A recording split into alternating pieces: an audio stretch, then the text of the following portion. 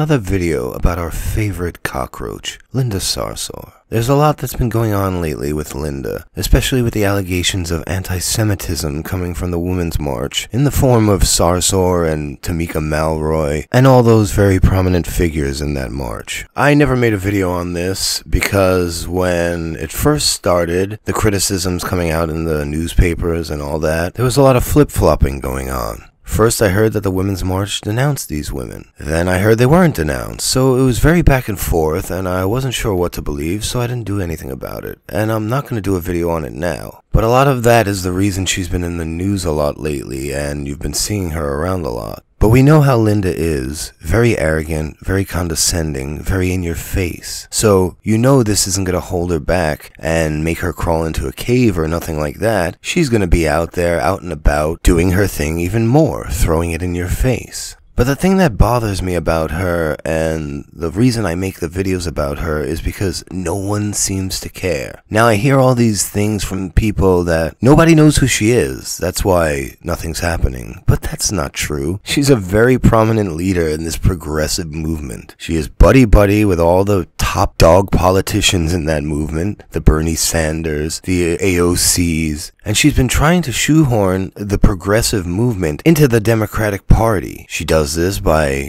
being buddy-buddy with the mayor of New York, Bill de Blasio. The last video I put out, she says it herself, she's not a Democrat, but Democrats have to give up the floor to the progressives because we're the movement on the floor. And she doesn't seem to catch any flack for it. Even now, with all the accusations of anti-Semitism, she was still speaking at the Women's March this weekend, and we'll get to that soon. And the reason I talk about it is because of that. She's trying to take over an already fractured Democratic Party. And do you think I'm going to become a Republican? There's no fucking way I'm going to ever be a Republican. That's just not what I am. So am I going to sit here silent and not say anything while she corrupts an already fucked up Democratic Party and makes it worse? Of course not. I'm going to talk shit. Especially since, in my opinion, she's an Islamist. That's why the current administration pisses me off, because of a lot of the walls they're tearing down between church and state is going to help her conquest. And the fact that she seems to be Teflon and nothing fucking sticks to her ever, and she doesn't lose popularity and she keeps gaining it, is a big, huge problem to me. So when I see that the ACLU puts out this tweet, the ACLU stands with El Sarsour, I stand with Linda. You could understand why I get pissed off. Because to me, the ACLU was once a pretty reputable organization. They did some good things. We'll get into that soon. But lately, I don't know who's worse, them or the SPLC. They've both taken a dive dramatically. They've all eaten up that progressive bullshit as if it was prime rib.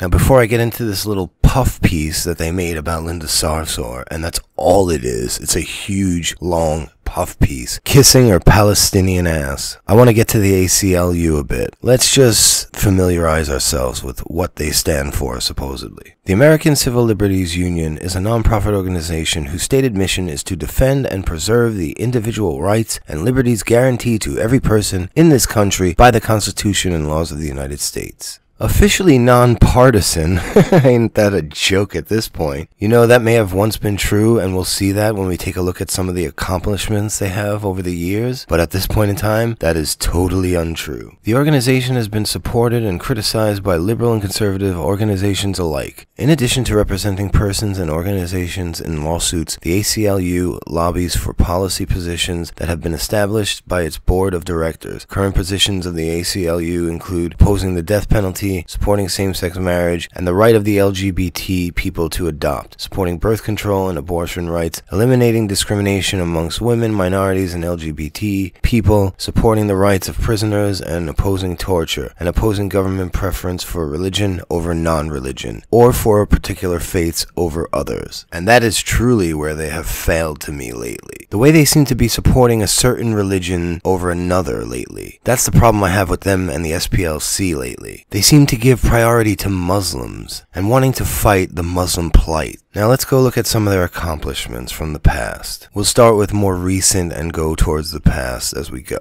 Keeping religion out of science classrooms in 2005. And this is particularly what I know them best for. Their secular work. The work they did to keep religion and state separate. As an atheist, I'm very big on that. So you could see why I thought highly of them in the past. But now it seems like they're favoring specific religions over others and acting as if they're being oppressed or their rights are being violated when they're clearly not. We have a problem that's very disproportionate between these religions, and they're failing to recognize that. 80 years after the Scopes trial, the ACLU challenged a Pennsylvania requirement that high schools biology classes teach intelligent design alongside evolution. The judge ruled that intelligent design is not science, and teaching it violated the First Amendment, garnering nationwide attention. Keeping America safe and free 2001 to present. Since 9/11, the ACLU has been vigorously opposing policies that sacrifice liberty in the name of national security. In 2005, our legal and legislative work helped push passage of the USA Freedom Act, a beginning step towards real reform and the first time since 1978 that Congress has acted to restrict rather than expand the government's surveillance authority. Some of you may say that's a bad thing, but for personal rights, that's a good thing. Protecting internet free speech in 1997. In ACLU v. Reno, the Supreme Court struck down the 1996 Communications Decency Act with broadly censored indecent speech on the internet. Since then, Congress has passed numerous laws to criminalize constitutionally protected speech online. Each has been declared unconstitutional after challenges by the ACLU, so they've been helping fight the freedom of speech online. That's a good thing. I don't know how much they've been doing that lately. I'm sure they're probably speaking about hate speech lately, so who the fuck knows where it's at now. This one is my favorite one. Taking a stand for free speech in Skokie in 1978. The ACLU took a controversial stand for free speech by defending a Nazi group that planned to march through the Chicago suburb of Skokie, where many Holocaust survivors lived. The notoriety of the case cost the ACLU dearly as members left in droves, but to many it was our finest hour and has come to represent our unwavering commitment to principle. And that is completely true. You think they would do that nowadays? Defend a Nazi? I don't think their new buddy Linda Sarsour would be too happy with this. And I'm sure Steve Shives has a problem with it too. But just look at the stark difference that we're at this point in time. Today a group like this will condemn you for fucking letting Nazis speak. It's crazy what's going on in the world right now. So you can see why it bothers me when a once reputable organization backs somebody who, in my opinion, is an Islamist and anti-American. I'm gonna have a fucking problem with it. So let's go through this puff piece real quick. I'm not going to show too much from it because it's very long and very fucking boring and enraging. Linda Sarsour, a fast-talking Brooklyn native, takes up fights large and small, from preserving her Arab and Muslim American community's basic rights to helping a recent immigrant learn English. Oh, she's such a model citizen now, isn't she? She sees her community's struggles for equal rights as no great departure from monumentous civil rights battles past and present. Well, that's why she's completely insane, because for some reason, she sees a monumentous civil rights battle where there's nothing happening. Muslims have equal rights, just as any other group in the country.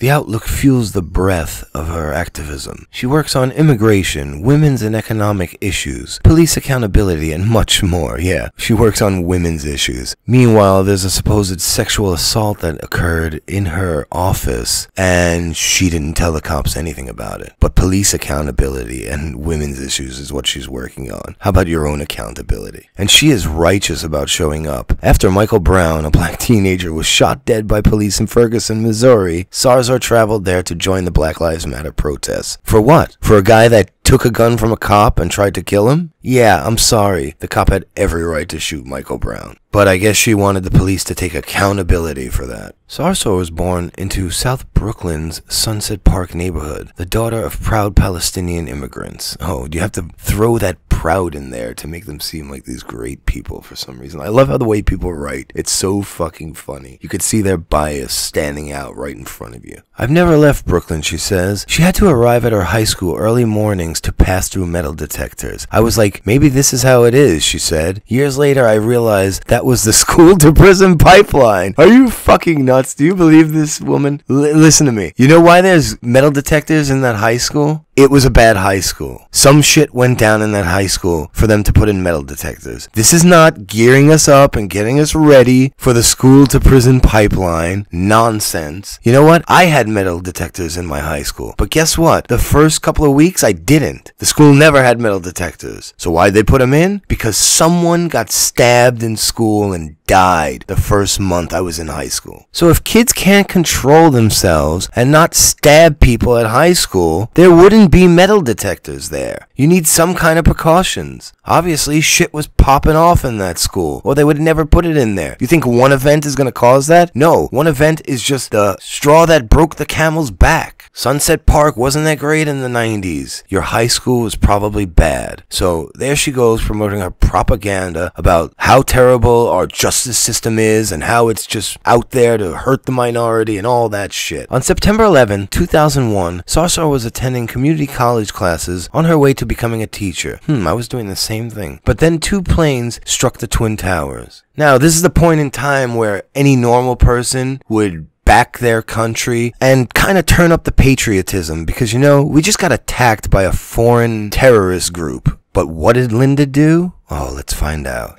Sarsar indignantly notes that Muslims died on 9/11 too and then faced double trouble. Yeah, we know Muslims died on 9/11 and we feel sorry for them. And whose fault is it that they died?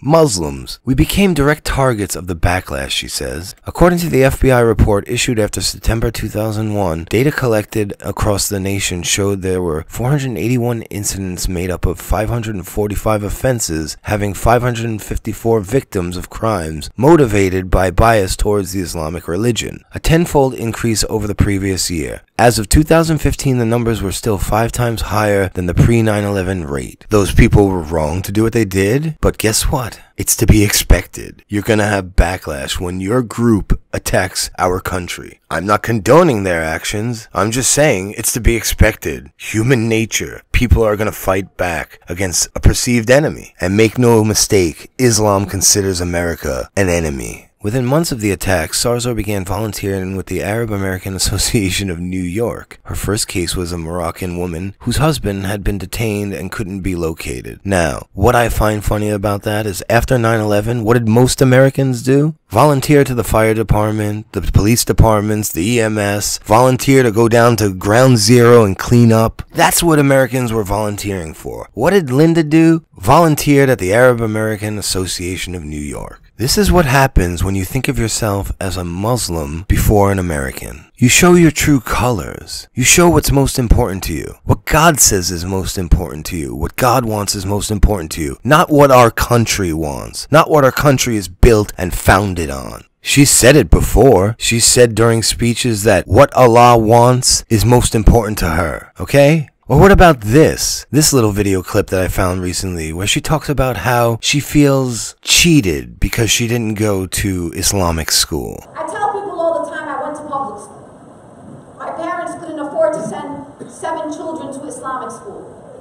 But on the weekends, we went Saturdays and Sundays to Islamic school. And as I grew older, I realized that I got cheated out of my Islamic education. Now imagine she went to Islamic school. Would she be even more intense about it and passionate about it than she is? Would she be worse? Not only did the ACLU support her and stand behind her, you know, I stand with Linda, they gave her own column. She gets to write for the ACLU. Here, check out this little article. This has been a difficult year for so many communities. The administration has kept their promises and unleashed racist, inhumane policies targeting communities of color, making previously targeted communities increasingly vulnerable in the new environment. Pure propaganda from her. This is what she does. Amidst the chaos, I have held on to an image that fills my heart with hope. The thousands of people who showed up at airports across the country demanding that we let in Muslim immigrants and refugees from countries placed on the ban by Trump. As a Muslim American who has been working to defend the rights of Muslims in the post-9/11 era, this act of solidarity was especially important and meaningful. But over the last year, I feel a shift. This year was the first time we saw mass mobilization of allies standing up for Muslims and fighting back against racism and bigotry directed at Muslims in such a public way. My visible participation in the Women's March on Washington, the largest single-day protest in U.S. history, was another attempt at mainstreaming the communities I love of and centering their issues as priorities for the resistance. So she makes it clear right there. The Women's March, to her, is not about the Women's March. It's about centering communities around the things that are important to her. The resistance against America. In plain English, or Arabic, a jihad. This is her jihad. Why is there a resistance against America? And it all started around 9/11. Isn't that funny? Isn't that coincidental?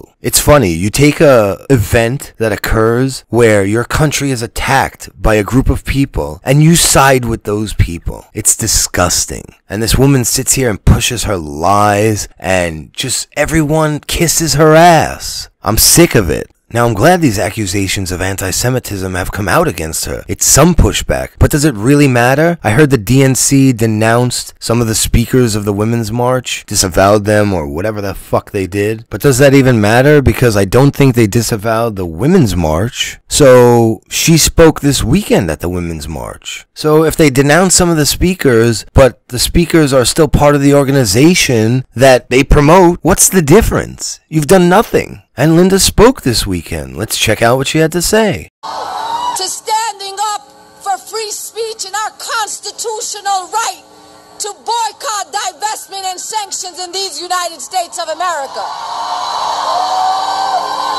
Oh, what did she do? She used the platform to promote BDS? Wait, why isn't she talking about women's rights? This is the Women's March. Look, the people in the crowd seem pretty fucking confused. Oh, that's right. Because of the reason I just told you. She doesn't care about these movements. She wants all these movements to back her movements. Her anti-American, her pro-Islamic movements. That's what she wants. And they all seem to be going along with it. Why did she get to speak this weekend? Why is that? Her popularity keeps growing and growing, and her influence on politics is growing as well. 2 anti-Israel Muslim congresswomen elected this year. How many more do you think she can get in next year? Well, I guess that's something for you all to think about. Hopefully some people will wake up this year, but it's not looking promising. Anyway, guys, have a good night.